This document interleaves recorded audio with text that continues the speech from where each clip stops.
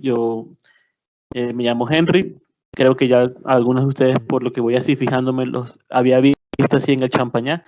Creo que nunca les di clases, ¿no? Porque yo casi siempre estaba dando clases a los grados superiores, ¿no? Y como saben, a los hermanos nos van rotando, ¿no? Por los distintos colegios. Y yo pedí también ir al colegio de Bosa porque quería también ver otro ambiente, pues tener otra experiencia. Pero igual estamos para las que sean.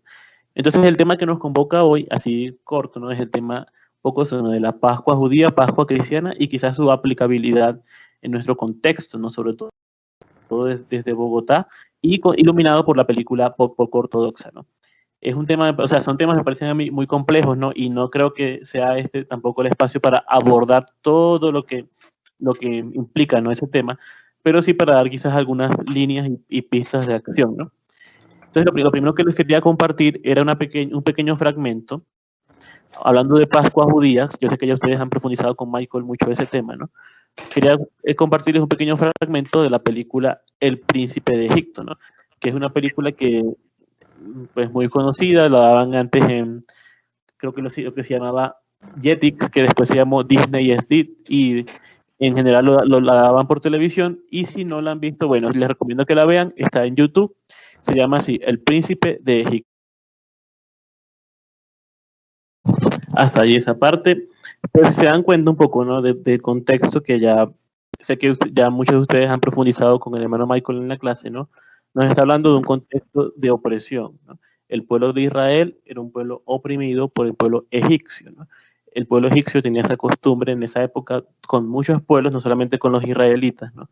Hay gente que incluso piensa que las pirámides fueron construidas desde ovnis, que no sé qué, y las teorías conspirativas, pero los historiadores lo que dicen es que mucho de la construcción fue realmente por la esclavitud, ¿no? Y por el trabajo forzoso, ¿no?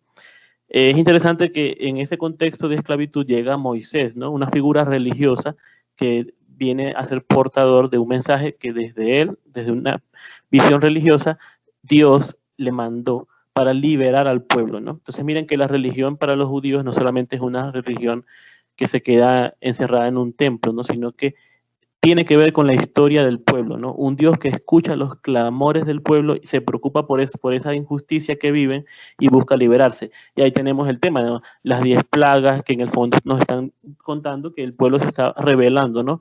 El pueblo judío era mayoría frente al pueblo egipcio. Y hay toda una lucha, una confrontación, y después pues ya salen, migran, ¿no? A una nueva tierra, se da las famosas tablas de la ley, que ya ustedes, pues no sé si han escuchado. En realidad las tablas de la ley en la Biblia aparece como el símbolo, ¿no? Pero en realidad es un proceso histórico de construcción de las leyes del pueblo, que son como sus constituciones, ¿no? No es que Dios literalmente se le aparece a Moisés y le escribe en piedra las leyes, ¿no? Sino que es un símbolo de eso, ¿no? De que el pueblo está buscando cómo construir su sistema legislativo, porque era un pueblo que estaba acostumbrado a ser esclavo y de pronto ahora es libre, ¿no? Y un pueblo que tiene que aprender a caminar por su cuenta, ¿no? Entonces, esa es un poco la Pascua judía, ¿no? Y ahora vamos a entrar un poco a la Pascua cristiana. No sé si se está viendo en la pantalla, también me dicen, por favor, si se está viendo. El hermano Michael, ¿sí? Sí, sí estamos viendo, Henry. Listo. Entonces la Pascua cristiana, ¿no? Ya muchos años después, viene a ser memoria de esa Pascua judía, como un eco, ¿no? Recordemos que en la época de Jesús estaba el Imperio Romano, ¿no? Que cobraba impuestos altos a los pueblos en los que llegaba. A ellos no les importaba la religión del lugar, pero sí les importaba eso, como aprovecharse un poco de todo lo que los recursos del pueblo, ¿no? Entonces eso, ¿no? Llegaban a cobrar tributos, si tú no tenías para darles, te podían robar tus pertenencias hasta tus hijos, ¿no? Y eran realmente muy humillantes los romanos. Por otro lado, el sistema religioso de los judíos, ¿no? El famoso templo de Jerusalén, que quizás es el símbolo más importante de la religión del momento, todo un negocio, ¿no? Recordemos que en el templo, ¿no? Habían varias entradas, ¿no? Y desde un sistema de purificación y de legalismo, se le decía a la gente que tenía que, para contentar a Dios, hacer rituales y comprar ofrendas y comprar velas y comprar cabras y palomas, ¿no? Para sacrificarlas en nombre de Dios. En esa época casi todo era pecado, ¿no? Entonces, si tú pecabas, tenías que irte al templo a purificarte, ¿no? Pero todo se vendía dentro del templo. O sea, no podías comprar, por ejemplo, una oveja fuera del templo, sino la oveja que ibas a degollar para el sacrificio, que era común en esa época, tenía que ser comprar dentro del templo. Entonces el templo se había convertido en un sistema que oprimía también religiosamente a la gente con la idea de que Dios castigaba y de que era un Dios que condenaba y que tenía que todo el tiempo la gente purificarse frente a eso. La gran víctima del sistema era la mujer, que fue la que más sufrió en su momento, pues todo este sistema de explotación y de humillación. La mujer como menstruaba, recordemos que en esa época la sangre era impura, entonces para la cultura judía y para la cultura también egipcia, ¿no? Entonces, como la mujer siempre estaba menstruando, entonces siempre era la eterna impura y tenía que ir al templo a purificarse, y no solamente en el caso de Jerusalén, pero si estaba en otra ciudad, a una sinagoga, ¿no? A purificarse, presentarle su ofrenda al sacerdote, y eso le costaba dinero, ¿no? De esa época, denarios, ¿no? Y la mujer siempre era como que la relegada, ¿no? La mujer no podía hablar en público, siempre tenía que depender de su marido. Si el marido moría, dependía entonces del hijo, y si el hijo moría, quedaba viuda, quedaba sin, entonces casi que era una desgracia, una mujer sin voz ni voto en la sociedad. Por otro lado, el sistema religioso también se encargaba de decir quién era justo y quién no, quién era pecador y quién era sano, ¿no?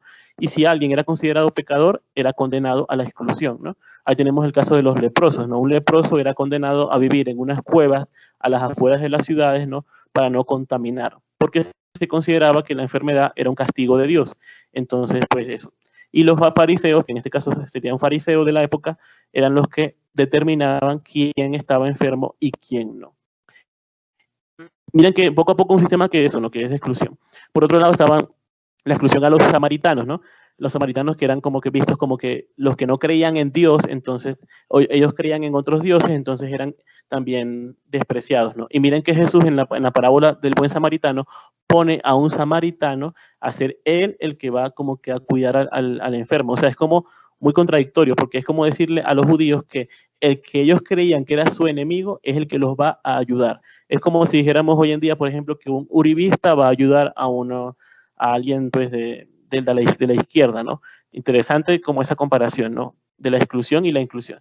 Y por último, un poco los terratenientes, que eran los dueños de grandes terrenos, campos, tierras, no les importaba realmente mucho la vida del pueblo, sino vivir ellos muy bien, ¿no? Y ahí entra Jesús, ¿no? Dentro de su movimiento, ¿no? De inclusión, de apoyo, de escucha, de sanación, de liberación, ¿no? En el grupo de Jesús cualquiera entraba, ¿no? No había exclusión de ese sentido. Jesús que denuncia todo el poder que se había generado en el templo, ¿no? Ese sistema económico que le robaba a la gente su dinero, los empobrecía cada vez más en nombre de un Dios, ¿no? De hecho, Jesús les dice a todos en cara que ellos han convertido el templo del Padre en una cueva de ladrones, ¿no? Entonces, y Jesús eso, ¿no? También muy berraco, con un carácter también fuerte en ese sentido, ¿no? De exigencia. Jesús que viene a salvar lo que la sociedad consideraba perdido en esa época, ¿no?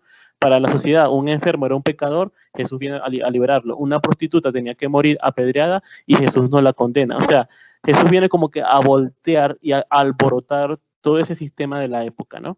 A Jesús que no le importa el prestigio, no le importa realmente el que dirán, ¿sí? Es ese Jesús que forma banquetes, ¿no? A Jesús lo critican por ser comilón y borracho, y miren que lo interesante, ¿no? Que en esos banquetes todo el mundo puede entrar, ¿no? Y eso era un banquete mal visto por los poderosos. Uy, es que asco la gente comiendo juntos. Ay, mira cómo están comiendo, no sé qué. Y mira que para Jesús realmente en su movimiento la solidaridad era como que lo primordial, ¿no? No es asistencialismo, ojo, no es a regalarle a la gente, no, es confiar en que la gente podía ser solidaria entre ellas y entre todos formaban un movimiento de ayuda y apoyo, ¿no? Evidentemente todo esto como que impactó, ¿no? Y evidentemente esto iba en contra también de los intereses de la sociedad, que se centraban mucho en el tener y en el poseer, ¿no? Y para Jesús realmente lo que importa es el ser y el dar y el entregar, ¿no? No es que el dinero sea malo, sino que el dinero esclaviza, y si una persona se centra solamente en tener y en tener, se puede olvidar del contexto que hay a su alrededor, ¿no? Por eso que Jesús de alguna forma pedía ese desprendimiento, ¿no? No es que Jesús despreciara las cosas, ¿no? Pero si esas cosas no estaban en función de servir, para Jesús realmente la persona no, eso como que no. Lo que importaba sobre todo era vivir en libertad, ¿no? Y poder compartir con las demás personas. Por eso es que mucha gente de la época de Jesús no logra reconocerlo, ¿no? Muchos sabios, muchos religiosos, muchos entendidos, y la gente sencilla, humilde, ¿no? Que no tenía mucho que perder, fueron realmente los que lograron como que descubrir que ese era el Mesías, ¿no? Esperado, ¿no? Y ahí está como la Pascua cristiana, ¿no? ese Jesús que viene a morir como consecuencia de lo que vivió, de todo su proyecto, ¿no? Y con su paso, su Pascua, ¿no? De alguna forma nos viene a enseñar el tema del compartir, ¿no? Es como si él nos dijera, lo que yo hice, les toca a ustedes, los que se consideren cristianos, a hacerlo como yo, ¿no? Todo esto, ¿no? La Pascua judía, la Pascua cristiana, nos tiene que dejar grandes lecciones para la Bogotá de hoy, ¿no? Por ejemplo, hoy en día una de las cosas que se constata es que hay movimientos y grupos, ¿no? Tanto de izquierda como de derecha, que se excluyen entre ellos y se condenan, ¿no? ¿Cuántas veces hemos escuchado a alguien condenando a un uribista, o un uribista condenando a un petrista, o a uno del polo, o a lo que sea, ¿no? O sea, hay un rechazo exagerado por la persona, casi que hasta veces hasta desearle la muerte al otro, ¿no? Simplemente porque piensa diferente de mí. ¿Hasta qué punto también la cantidad de partidos políticos se preocupan por el pueblo, ¿no? Sobre todo el pueblo pobre, o solamente se preocupan cuando hay elecciones, ¿no? Para llevarle el pollo, para llevarle el alimento y tal, y después cuando ya ganan las elecciones se olvidan de la gente. Entonces, ¿qué tipo de política también se mueve? Muy parecida a la de la época de Jesús, donde los poderosos lo que les importaba era tener y tener, ¿no? Ojo, no todos los políticos son así, pero hay mucha corrupción que se sigue viviendo hoy. Hay indiferencia social y política. Hay muchos jóvenes en Bogotá, puede ser entre ustedes también en este caso, ¿no? Que no les interesa realmente la política, ¿no? Como que están pendientes de otras cosas. Y no hay alguien tiene, listo. Y realmente no hay como un interés por lo que pasa alrededor, ¿no? Ojo, no es que sea malo, no todo lo que la sociedad nos ofrece como entretenimiento y tal, pero realmente hasta qué punto nos quedamos en esto, ¿no? Y esto nos puede a veces llegar a impedir ver el trasfondo de lo que está pasando en la sociedad, ¿no? Ojo, porque yo pienso que detrás de todo lo que la sociedad hoy nos presenta como jóvenes, hay muchos valores, ¿no? Que rescatar. Miren, la película Porco Ortodoxa, ustedes la vieron en Netflix, ¿no? Por ejemplo, ¿no? Pero siento que también a veces puede pasarnos como le pasaba a los romanos, ¿no? Pan y circo. Que, o sea, nos entretienen para como que hacernos, para que o taparnos los ojos y no llevarnos a ver todo lo que está pasando en la sociedad. ¿Cuántos de ustedes no tienen en su vida la prioridad de vivir bien, de vivir cómodos, de viajar y solamente eso, ¿no? Porque no es que viajar sea malo, o sea, al contrario, uno quiere gozar, disfrutar la vida. Pero si solamente tu vida se centra en eso y no también en qué tipo de sociedad quiero dejar, cómo yo voy a ayudar a los demás, siento que no hay un equilibrio, ¿no? Creo que también lo que tú has recibido, tus comodidades, todo lo que tu educación, creo que también tiene sentido en la medida que uno entrega eso a los demás, ¿no? A la sociedad, a la familia y al país, ¿no? Que también necesitan de nosotros, ¿no? Porque si no podemos vivir en una burbuja, ¿no? Metidos en nuestro mundo, todos cómodos, todos bien, pensando que el mundo sigue igual, cuando a nuestro alrededor realmente no. Miren que estas son imágenes de Bogotá, ¿no? Miren que Bogotá es una de las ciudades de América Latina más desiguales que hay, ¿no? Una diferencia tenaz entre lugares del norte y lugares del sur. Y eso que en el mismo norte también hay lugares de empobrecimiento, ¿no? Entonces, pero más o menos es como un contraste, ¿no? Entre las imágenes del norte de Bogotá y las imágenes del sur, de Bosa, de Usme, ¿no? Incluso hay a veces estudiantes del Colegio Champañá que nunca han ido al sur, no conocen el sur de la ciudad, ¿no? Y que no saben lo que está pasando, ¿no? Hay gente que vive empobrecida, ¿no? También hay desigualdad en todo sentido, ¿no? Por ejemplo, en el campo laboral, todavía hoy en Bogotá muchas mujeres no son tomadas en cuenta, ¿no? En el campo político es un porcentaje mínimo de mujeres las que participan en política, ¿no? Entonces es importante como tener en cuenta que la desigualdad hoy sigue, ¿no? En nuestro contexto, ¿no? En la misma Bogotá, todo esto son imágenes de Bogotá, ¿no? Actualmente hay un problema de contaminación, también fruto de la misma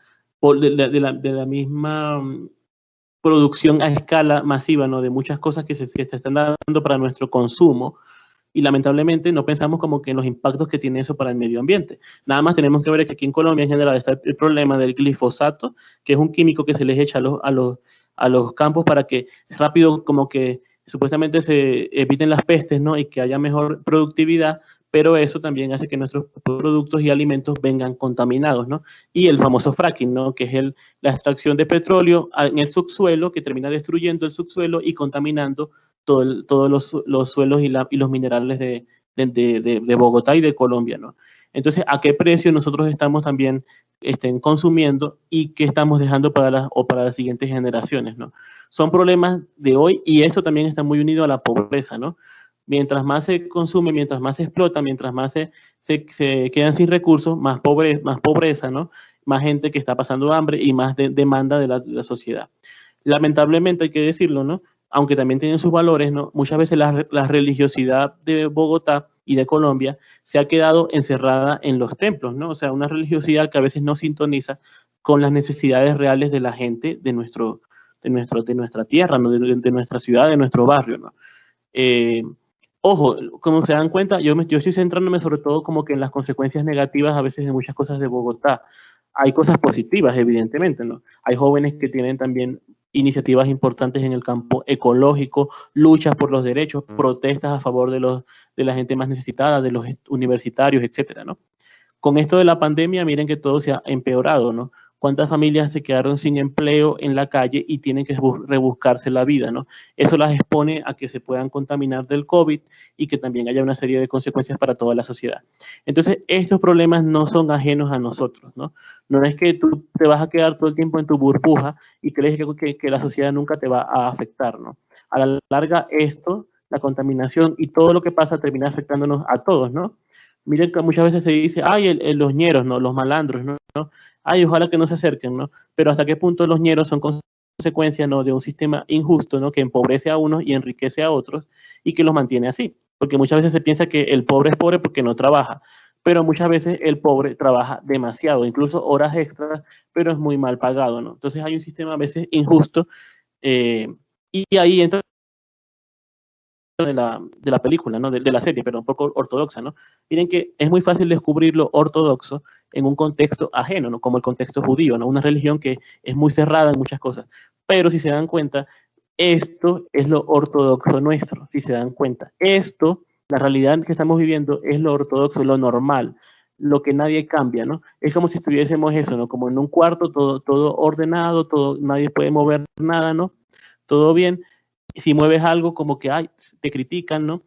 Y miren que estamos llamados como más bien eso, ¿no? Hoy lo poco ortodoxo es el que se atreva a realmente cuestionarse por qué estamos como estamos y cómo voy a ser yo un joven que quiera transformar la realidad para realmente vivir una realidad distinta, ¿no? Entonces más o menos sería como que a gran escala el resumen un poco de esa relación entre la Pascua, que es el paso, la liberación, y la película, ¿no? Para mí en el fondo eso, ¿no? Pascua significa liberación. Y para mí la liberación que hoy se necesita, porque también vivimos otras esclavitudes hoy en día, es realmente eso, ¿no? Una liberación que responda a las necesidades que vive la gente hoy y que realmente quiera abrir los ojos de la gente como hizo Jesús, como hizo Moisés, como hizo la chica en la película, ¿no? Para cuestionarse hasta qué punto lo que es normal realmente es normal, hasta qué punto lo que creemos que es normal realmente hace que todo el mundo viva feliz o una poca minoría vive feliz y una mayoría vive empobrecida y vive infeliz, ¿no? Entonces creo que como jóvenes estamos llamados a eso, ¿no? A conocer nuestro contexto, a ubicarnos de otra parte, ¿no? No quedarnos con una película y sentir, ay, sí, yo también quiero cambiar, yo también quiero criticar a lo que es lo normal, lo establecido, la ley, no sé qué. Pero para mí, hoy en día, lo normal en Bogotá no es la religión católica. Lo normal en Bogotá es la pobreza, la injusticia, la corrupción, y el entretenimiento que nos mantiene como zombies y no nos deja realmente como poner los pies en la tierra. Sería por ahí. Muchas gracias. Hermano Henry, pues agradecemos tu ponencia. Y pues te cuento que en el Salón 9 hay en este momento 31 personas. Bueno, sí hay 31, estaban 32. Bueno, entonces, me gustaría de pronto alguien del salón, no sé, alguna pregunta que quisiera preguntarle pues al hermano Henry. No sé, por ejemplo, aquí empieza desde Alan Roberto hasta Samantha Orduz. Entonces, no sé, alguien de 9 quisiera preguntar o quiere de pronto aclarar o hacer algún comentario, pues también sería interesante poder escucharlos, ¿no? Entonces, bueno, ¿quién se anima? ¿Alguien que quiera hacer algún comentario, alguna pregunta? Creo que ya están dormidos, hermano Henry. No, o si no, puede preguntar así un poco, ¿están de acuerdo con los planteamientos o no? ¿Les parece muy exagerado? No, hermano, yo no estoy de acuerdo con eso. Exactamente, nos gustaría también escucharlos, ¿no? O si no, pues pasamos al otro punto. Ahí ya alzó muy bien Bautista. Entonces, eso, Bautista, te escuchamos. Mientras yo aquí voy poniendo participación. Toca así. Dale, Bautista, te escuchamos. ¿Me escucha, profe? Un poquito, está bajito. Dale, Andrés Felipe. O sea, en un momento escuché algo sobre el templo, pues que es muy simbólico para, pues, como la tradición. Y lo que yo quería preguntar es cómo se maneja que en el Apocalipsis, como la religión católica, el templo es como el inicio del fin, mientras que pues, en lo contrario, en lo otro es como un símbolo importante. Henry, ¿escuchaste bien la pregunta? Sí, si quieren también que pregunten Mariana, que veo que tiene la mano levantada, y ya les respondo a los dos. Ok, listo, muy bien. Entonces, Mariana Sánchez, te escuchamos. ¿Me escuchas, profe? Sí. Ok. No, pues que me pareció muy interesante pues todo lo que dijiste y pues que yo la verdad sí estoy de acuerdo con esas cosas, con la realidad que nosotros vivimos en esta ciudad y en Colombia en general y en todo el mundo en general, porque hay mucha injusticia y pues sí, eso más que todo. Listo, un comentario de Mariana. Ok, Mariana, gracias. ¿Alguna pregunta de pronto para que el hermano Henry nos pueda dar su respuesta? ¿Listo? ¿Nadie? Bueno, pues entonces, Henry, te Bueno, escuchamos. con respecto a lo del templo, que creo que era Andrés Felipe Bautista, ¿no? Que preguntaba eso, pues recordemos que bueno, primero, ¿no? En la religión judía el templo es lo principal, ¿no? El templo, la ley y los profetas, ¿no? Son como que los pilares que constituyen la religión judía, ¿no? Cuando llega Jesús con su movimiento, algo revolucionario fue que Jesús habla de que a Dios se le adora en cualquier lugar, no solamente en un templo, ¿no? O sea, Jesús saca la religión del templo, no la deja encerrada. También el templo está incluido, pero va más allá, ¿no? Incluso con los paganos, que ni siquiera adoraban a Dios en ninguna parte, ¿no? Sino en el monte, en la naturaleza, en el otro, ¿no? Lo sorprendente de Jesús es que Jesús logra rebajar a Dios al punto de colocarlo en el prójimo, o sea, en el que está a tu lado, ahí está también Dios. Si tú quieres servir a Dios, si quieres adorarlo, si quieres, sí, sírvele en el hermano que está a tu lado, ¿no? Entonces en el Apocalipsis, cuando menciona un poco el tema simbólico del templo, lo que se está refiriendo un poco es como que a eso, ¿no? A la realidad de a Dios se le va a adorar en cualquier circunstancia, en cualquier realidad. Por eso es que para la religión católica, aunque el templo es importante, no es el pilar de la fe, como en el caso del judaísmo, ¿no? Pero recordemos que eso, ¿no? El Apocalipsis es más un libro simbólico que un libro literal, ¿no? Que habla más bien de una esperanza, de un vencimiento del bien sobre el mal, ¿no? Es un libro muy simbólico, ¿no? Pero en el fondo, de fondo está el problema de eso, ¿no? La diferencia entre el templo judío y el templo cristiano, por así decirlo, es eso, ¿no? Que el templo cristiano se supone que está llamado a ser un templo más abierto, ¿no? De cara a la realidad. Ahora, que haya gente, sacerdotes, etcétera, que sigan encerrando la religión a cuatro puertas y no hagan más, es triste, ¿no? Pero en el ideal, Jesús predicaba en cualquier sitio, ¿no? Y buscaba que el reino de Dios se viviera en cualquier sitio. Bueno, entonces, gracias ahí. Bueno, aquí tenemos otra mano levantada. A ver, Mariana Sofía, te escuchamos.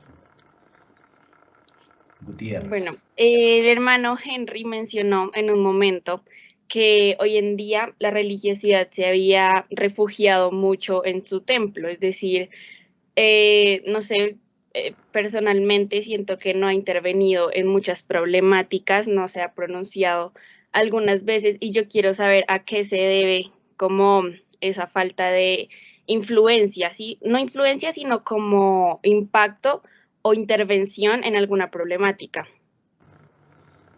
Gracias, Mariana. Bien. A mí me parece una pregunta muy interesante esa que está haciendo Mariana, ¿no? Pues a mí me parece también que depende mucho, ¿no?, de cómo se entienda también el seguimiento de Jesús. Ojo con eso, porque a pesar de que somos una iglesia, ¿no?, y que tenemos unas líneas y una Biblia, ¿no?, el seguimiento de Jesús también se entiende de muchas maneras y hay muchos estilos, ¿no?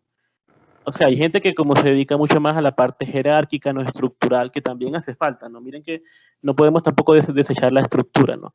Y también hay sectores de la iglesia que están más cerca de la gente, ¿no? Entre la gente necesitada, ¿no? Lo que pasa es que a veces como que eso no, como que no lo muestran los medios de comunicación, ¿no? Solamente muestran que la iglesia, hay un cura pedófilo, o ay, es que se robaron tanta plata los pastores de esta iglesia y tal. Pero cuando la gente hace el bien, es solidaria, lucha por los derechos y tal y cual, eso no se muestra, eso como que no vende mucho, ¿no? Entonces, claro, en general yo sí siento que hay una sensación en Bogotá de que la Iglesia Católica sí como que se ha distanciado mucho de los problemas que se viven en Bogotá, ¿no? Y en parte quizás sea por la misma, digo yo, ¿no?, mi punto de vista, ¿no? A veces por el mismo acomodo, ¿no?, que se vive, ¿no? Mucha gente en la iglesia eso también tiene poder, no se puede negar, es como los políticos, ¿no? Tienen poder y se alejan un poco de las necesidades de lo que la gente está viviendo, ¿no? La cura para eso me parece que sería el contacto con la gente más necesitada, ¿no? Porque una cosa es muy fácil desde la oficina, desde el internet, desde la comodidad de mi casa y tal, pero otra cosa es estar ahí con la gente, ¿no? Viendo lo que la gente está viviendo e intentando compartir con ellos sus necesidades, ¿no? Entonces, evidentemente yo pienso que depende a quién le preguntas, te va a decir una respuesta diferente, ¿no? Para mí, a veces es como un poco la indiferencia y el acomodo en el poder, ¿no? Y es una tentación que tenemos todos, ¿no? Religiosos o no religiosos, ¿no? Toda persona está tentada a eso, ¿no? Como que acomodarse, a quedarse en su burbuja, ¿no? Y la iglesia no es la excepción. Entonces yo pienso que todos tenemos como que sacudirnos un poco eso y como que realmente empaparnos más de la realidad, ¿no? Como por ahí.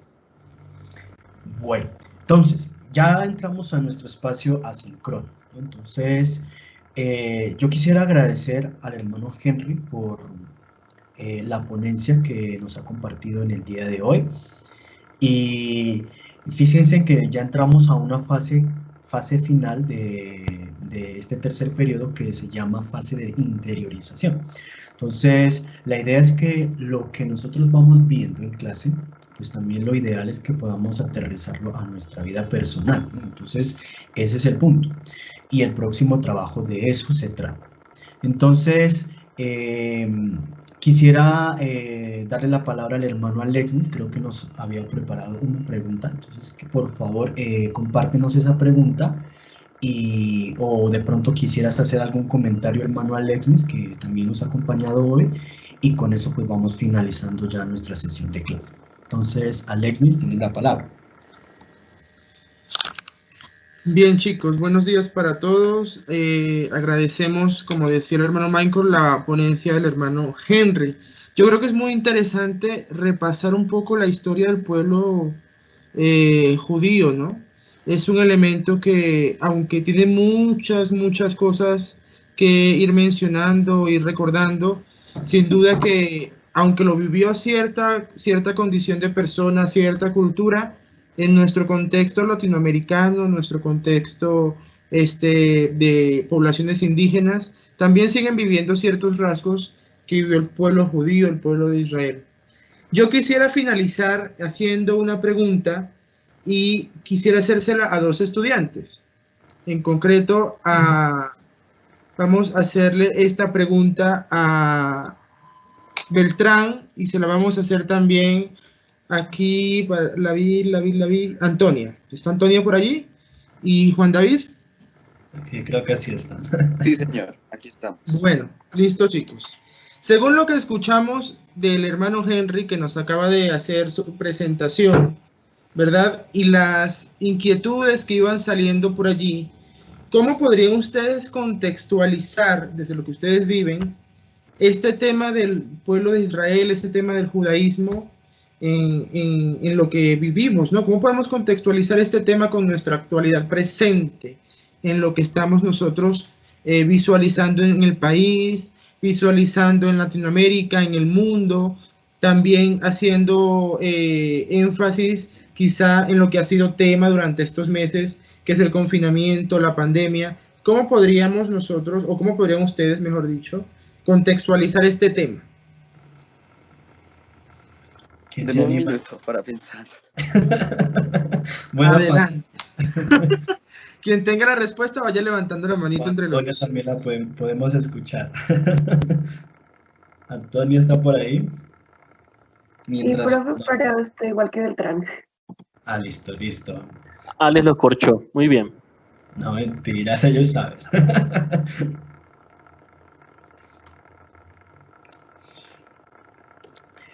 Antes de que, mientras tanto, Juan David y Antonio respondan la pregunta, ¿ustedes han logrado entrar a la página, perdón, a la plataforma virtual Moodle o no? Porque yo intenté ahora y No, y profe, no, desde, está desde hoy bloqueado, por la mañana ¿cierto? está bloqueado, no deja hacer absolutamente nada. Sí, entonces, bueno, yo ya publiqué el documento que me gustaría que en esta semana, por favor, cada uno lea para poder realizar la actividad. ¿Listo? Entonces, si no pueden ingresar a la plataforma virtual, ya saben ustedes, pues les invito a que ingresen al siguiente enlace. Ahí están los dos últimos documentos para que por favor los descarguen. ¿Listo? El documento del judaísmo y cristianismo, ese lo compartí la semana pasada, pero pues nuevamente comparto aquí el enlace para si alguno no lo ha descargado, entonces le invito por favor descargar ese documento para la siguiente clase, ¿ya? Y también está la actividad de esta semana. Por favor, de acuerdo a lo que hemos escuchado hoy con el hermano Henry, la actividad ya la vamos a realizar ahora. ¿Listo? Entonces, listo. Juan David, te escuchamos. Bueno, la historia del pueblo judío está bastante relacionada con su religión. En realidad, la espiritualidad de cada cultura se relaciona directamente con su historia.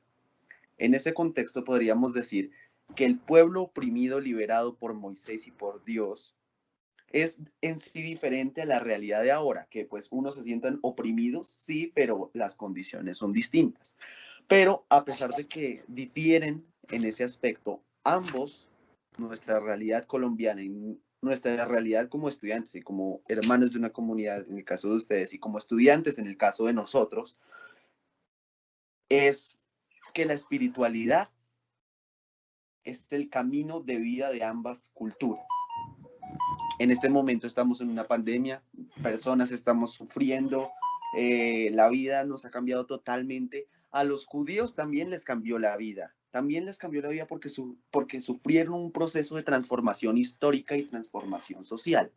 Por tanto, pese a que la historia de estos dos pueblos son totalmente distintas, ambos tienen la espiritualidad como su sentido de vida y no importa, eso ya lo he repetido en muchas clases, pero no importa en sí qué sea la espiritualidad desde que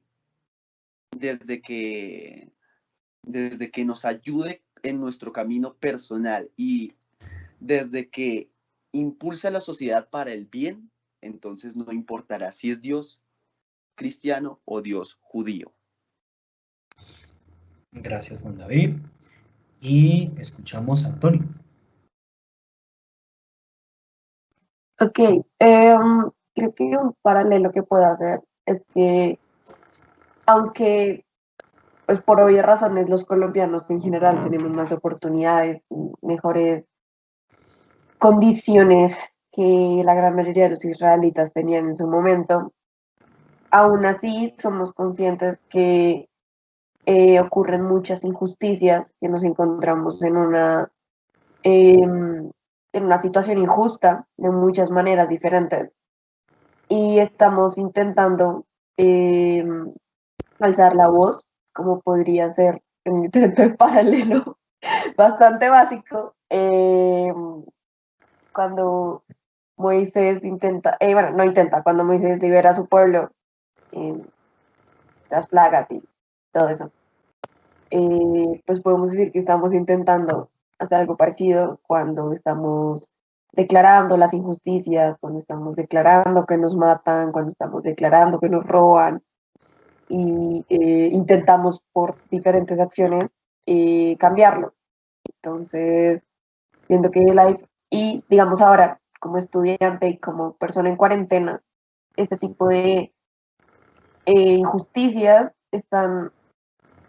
son más difíciles de esconder estando en la cuarentena, puesto que pues básicamente todos estamos viendo constantemente las noticias, estamos viendo constantemente las redes sociales, entonces es un poco más complicado enfocarnos en otras cosas y las cortinas de humo son un poco mucho más fáciles de identificar. Y al mismo tiempo que, por ejemplo, Moisés, cuando decide liberar a su pueblo, ya estaban en un punto podríamos llamarlo un punto de quiebre, en el que el pueblo ya estaba muy arrinconado, muy impuesto. Entonces, creo que ese es el paralelo que puedo formar, como la sociedad colombiana justo ahora, con la cuarentena y la cantidad de injusticias que tenemos que vivir, y la sociedad israelita, con la opresión que vivían. Muy bien. Entonces, un comentario a Alexnis y Sí. también tenemos aquí a Mariana y finalizamos con Henry. ¿Listo? Para poder terminar, porque si no pasa. No, evidentemente hay muchas cosas que igual queremos decir o quisiéramos decir y pues el tiempo no nos da porque no se apremia el tiempo realmente. No, yo les felicito a Antonia y a Juan David, creo que han acertado muy bien desde la visión que ellos tienen. Yo finalizaría diciendo, como comentario de cierre, tomemos en cuenta todo lo que se ha ido repasando en la presentación del hermano Henry, ¿no? Hablábamos un poco sobre ese deseo profundo del pueblo de Israel, que es la liberación de una esclavitud. Hablábamos de la Pascua, que es ese paso de Dios en la vida de ellos, que de alguna manera ellos lo interpretan como la liberación, Dios le libera, ¿no? La situación realmente del pueblo judío se vive en un momento histórico con los egipcios, pero también lo viven más adelante con los romanos, donde hacen otra experiencia de la Pascua. Luego tenemos el papel de la mujer y del niño, que son personas desplazadas, vulnerables. Tenemos el significado también para ellos muy profundo de la sangre, que es un elemento de vida, de vitalidad. Entonces, aunado a esto, la pregunta que yo les hacía a Antonia y a Juan David, yo creo que la realidad que se vivió en ese momento la seguimos viviendo en nuestra actualidad, en diferentes circunstancias, pero si nos ponemos a detallar, la mujer todavía sigue siendo excluida, el niño sigue siendo tomado en cuenta de manera muy poca, hay muchas esclavitudes, y ahorita decía Antonia un elemento interesante, la población colombiana cómo tiene mayores posibilidades que el pueblo judío, es verdad, pero en la realidad hay una población muy alta de pobreza en Colombia, y eso lo mencionaba el hermano Henry. Entonces, que queremos soñar el país del futuro, que sea excelente, que sea mejor para todos, pues yo creo que ustedes sobre todo tienen la posibilidad de construirlo. Los que están de alguna manera forjando el presente, pero que forjarán también el futuro de aquí en unos 20, 30 años. Entonces, ir preparándose para eso, porque realmente yo creo que el trabajo es mucho y ustedes son los que tienen que también poner esas herramientas, esas posibilidades, donde lo que decía Jesús, la exclusión no esté siempre presente, sino sea un elemento que nosotros quitemos para dar posibilidad de que todos entremos en esa misma dinámica de posibilidades. Entonces, como eso, para cerrar y agradecer el espacio, muchachos, al hermano Michael también por la invitación, y pues que sigan trabajando en estos aspectos que son muy interesantes. Bueno, entonces, Mariana, te damos la palabra. Ok, profe, sí, es muy rápido. No, pues que yo quería comentar que me parece que sí es verdad que esa realidad la seguimos viviendo hoy en día. Y, por ejemplo, nosotros, la gente aquí en Bogotá, en la ciudad, nosotros que comúnmente los que estamos aquí en el Colegio Champañas, que vivimos en una realidad muy distinta a lo que es gente que puede estar pasando unas situaciones realmente terribles, y nosotros nos sentimos en una zona de confort en la que pues no tenemos necesario salir, y muchas veces de las cosas que que existen, no las vemos y estamos cegados por las cosas bonitas que nos colocan a nuestro alrededor, pero estamos realmente cegados por ese montón de cosas, como lo decían, lo que son las redes sociales, que las noticias colocan Colombia, el país más feliz del mundo y cosas así que realmente pues no son ciertas y podemos ver una realidad muy distinta en otros lugares que nosotros nunca vamos a entender. Y es cierto, esta realidad la seguimos viendo hoy en día y hace falta gente que logremos cambiar estas cosas. Y ya, muchas gracias. Listo, Mariana. Juan David, ¿tenías alzada la mano? Beltrán. Tenía, pero no creo que alcance. Es interesante su punto, hermano Alexnis, y en serio es genial este espacio porque nos invita a reflexionar a todos, y qué cosa más bonita que reflexionar. Sin embargo, yo difiero de su pensamiento, ya que creo que el contexto no es el mismo y que no estamos viviendo la misma realidad que le vivió el pueblo judío. ¿Estamos oprimidos? Sí. ¿Hay injusticias? Sí. Pero, sin embargo, la situación es totalmente distinta. El mundo del siglo XXI ya es una sociedad pluralista, totalmente distinta a la realidad que vivían en la Edad Antigua. Pues sí se puede dar para una comparación y es muy buena, pero no es diferente, simplemente sí, no se podría hacer una equivalencia en ese sentido. Ok, listo, Juan David. Y ya, hasta aquí entonces, hermano Henry, cerramos este espacio contigo. Bueno, también agradecerte, Michael, y agradecerles por la invitación, ¿sí? Y terminar con eso, ¿no? Que desde lo que decía Beltrán, yo sí creo que sí se pueden hacer paralelismos, como decía Alexis, quizás no es con esa exactitud de que lo que se vive se va a vivir, lo que se vivió se vive hoy igual, pero sí desde preguntarse cuáles son las nuevas esclavitudes, cuáles son los nuevos empobrecidos, en fin, bueno. Pero yo sí pienso que de fondo, ¿no? Como la invitación final que les quería hacer a ustedes como estudiantes, ¿no? Es realmente, si ustedes se sienten cuestionados por toda esta situación y todo esto que el hermano Michael en sus clases fue promoviendo, ¿no? Que no quede ahí, ¿no? Realmente cuestionarse uno en la propia vida, ¿no? ¿Qué tipo de cosas publico? ¿Qué tipo de cosas miro? ¿Tengo contacto o no con la realidad? ¿Tengo amigos entre la gente más empobrecida o no? Porque miren que una cosa es la teoría, ¿no? Y saber mucho de la teoría también es válido, pero también la experiencia de vida es importante, ¿no? Y evidentemente lo sensible también mueve, ¿no? Entonces, si tú, por ejemplo, tienes amigos entre la gente más empobrecida de Bogotá, tú vas a saber mucho más porque lo conoces, porque lo vives, lo ves en ellos, lo que está pasando y te vas a conmover más y te vas a sentir más preocupado por cambiar las cosas que si simplemente estás aprendiéndolo teóricamente, que no está mal porque también aporta, pero creo que también se podría enriquecer con la experiencia de vida, ¿no? Entonces, que eso, ¿no? Que ojalá que todos esos ideales que van naciendo en ustedes se sigan alimentando desde la experiencia y que puedan llegar a ser esos jóvenes que también puedan aportar su granito de arena para cambiar muchas cosas que también hace falta cambiar en Bogotá y en el país. Y muchas gracias nuevamente. Gracias, hermano Henry, y también pues a Alexis por acompañarnos a este espacio. Y como decía Beltrán, pues es interesante también hacer reflexión, ¿no? Y yo creo que esas son las últimas semanas del tercer periodo y obviamente pues el trabajo que vamos a hacer. Entonces, como está la página, la aula virtual pues está desactivada en este momento, posiblemente pues ya más adelante Diego ya arreglará y pues también ya podrán pues también descargar los documentos, pero mientras tanto pues les comparto el enlace para que en grado noveno al final ustedes encuentran el último documento donde dice lectura y actividad. Entonces esa lectura, muchachos, es muy corta, es muy larga, son una página y media. Entonces la lectura se llama el método ver, juzgar y actuar.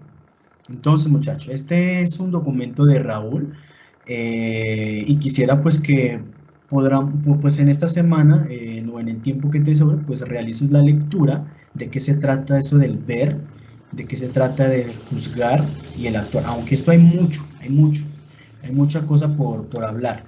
Es también conocido como el método hermenéutico o el método latinoamericano, algunos lo conocen así. Entonces, pues quisiera que ustedes pudieran hacer la lectura y realicemos como las primeras partes, el primer boceto de esta actividad. Ya no hay necesidad de entregarla ya en la próxima semana, ¿no? La próxima semana yo retomo la lectura, lo que ustedes hicieron y pues lo que vayamos pensando en la actividad. ¿Listo? Entonces revisen los puntos, de qué se trata, más o menos ustedes vayan pensando cómo la vamos a realizar y ya la siguiente semana pues empezamos a hacer. ¿Listo? Entonces, para que por favor en estos minutos que tienes, por favor ahí te dediques a esta lectura y pues empecemos viendo cómo vamos a hacer la actividad. ¿Listo? Eso sería, muchachos, para la siguiente semana. Muchas gracias nuevamente a Henry y a Alexis y también pues para los que han participado. A ti, Michael, por invitarnos. Muchas gracias y buen día, chicos, para todos. Entonces, pues muchas gracias a todos. Ya aquí registré a los que están asistiendo hoy, entonces ya podemos retirarnos, muchachos. Gracias a todos, muy amable. Chao, profe. Muchas gracias, hermano Mike. Chao.